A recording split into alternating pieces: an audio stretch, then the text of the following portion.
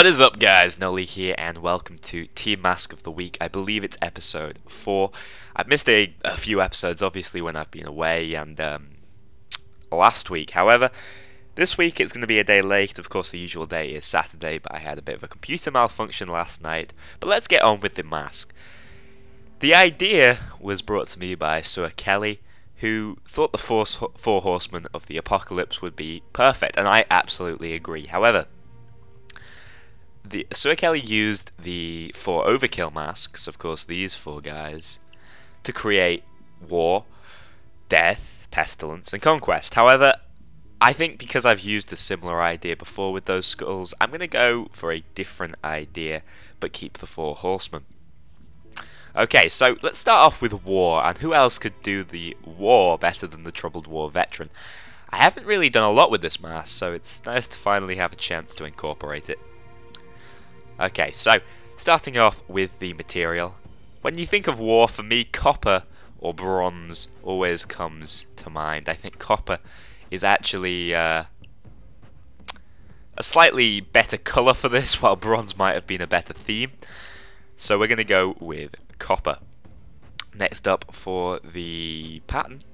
Must have shot past it. Here it is, the Skull Basher. You might have expected me to use that on Death, but no. I'm going to go contrary to that and use it on War, finally with the solid black. And here we have War. Battle ready. I love the Troubled War veteran's hair. It really sums this up perfectly. I'm not sure whether the bandana is necessarily what we want, but we'll roll with it. This is War. Something about copper, if I'll just compare it to something like bronze. See how bronze is much cleaner? It doesn't look quite right, or I would say it doesn't represent the age of this mask that I'm trying to go for. Copper definitely does that better underneath the eyes and around the side here. Okay, next up we're going to go with Pestilence. Who could do Pestilence better than the Plague Doctor? A couple of the zombie masks could also do this, but I don't think Plague Doctor can be topped on this one, especially with the flies effect. Let's go with the slime material, just to go even deeper into the dirt. Next up, this might be considered a pretty interesting choice, and not necessarily the best, so if you guys want to make this mask, you can absolutely change it up yourselves. It's such an unheard of pattern, I really can't find it immediately. Here it is, the Happy Clown. And so, finally, for the colour white and black for our Happy Clown, and now the Happy Clown is more than happy, he's all kinds of creepy. What it does is it sort of adds a second face to this mask. I quite liked it, some of you may not, and again, I always like to try and accentuate this part of the mask. It almost looks like a skull, as I mentioned in my Plague Doctor reveal mask video. Okay, so that is Pestilence. Do whatever you want with the Plague Doctor and you probably have a pretty good Pestilence themed mask, put it that way. Okay, next up, let's go for Conquest.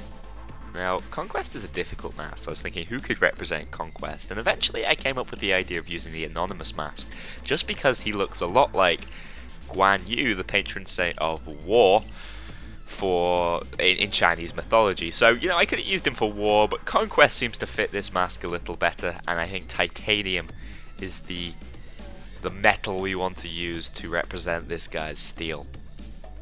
Next up, for the pattern, we get to finally use a new infamy unlock, the Bounty Hunter.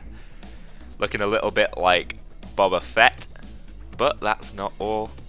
Let's finish it off with the pattern, red and black.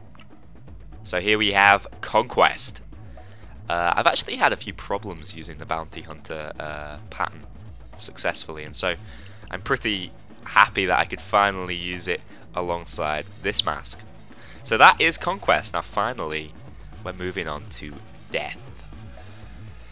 Death is the Death Wish skull. I can't think of a better skull to use. There are all kinds of skulls in this game, but Death Wish really tops it all off.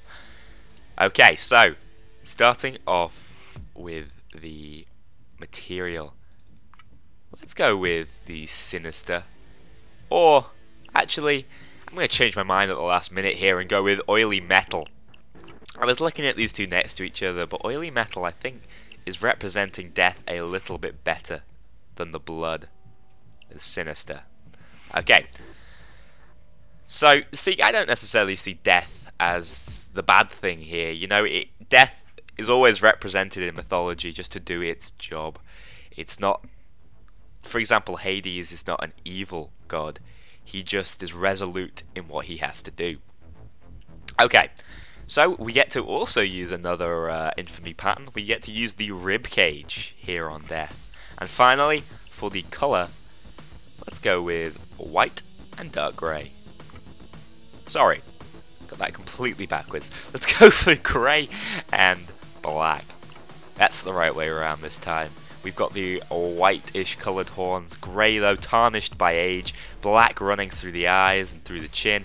And I just like the way the colour, the oily metal and the lighter grey here melds just to create a sort of...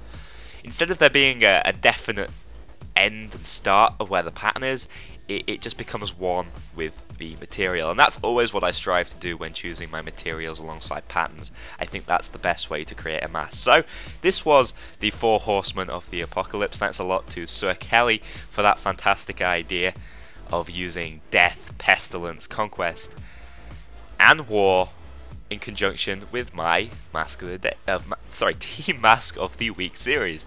Thanks a lot for watching, guys, and I will see you all in the next one. Oh, also, expect another episode in my Death Wish to be coming out this weekend. See you then.